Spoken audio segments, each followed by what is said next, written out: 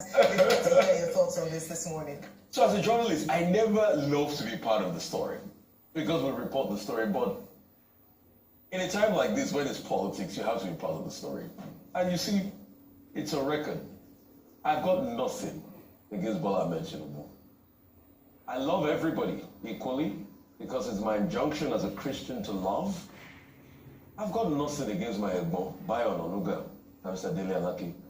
I love them as professionals in their own fields. But also, the kind of journalism I was taught. Anyway, they abuse me all the time that I'm not a journalist. But I've spent quite so many years in this business. Yeah, I might not look it, but I've done well over 16, going to 17 years.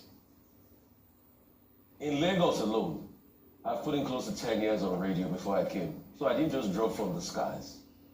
I know my stuff. I've worked with the best media brands all over the world. I've also mentored a lot of people in this business.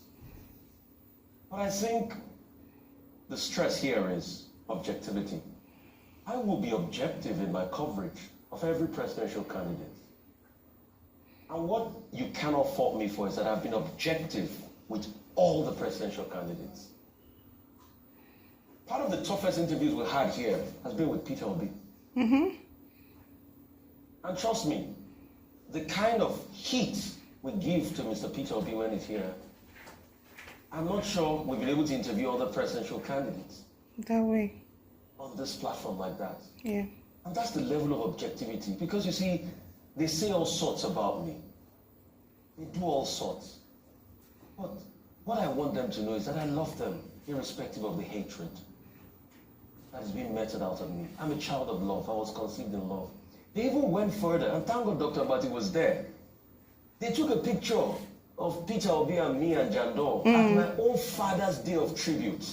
They couldn't even allow my father rest in peace before they brought my father, my dear father, the love of my life, into politics while I was still grieving. And they labeled it a political gathering.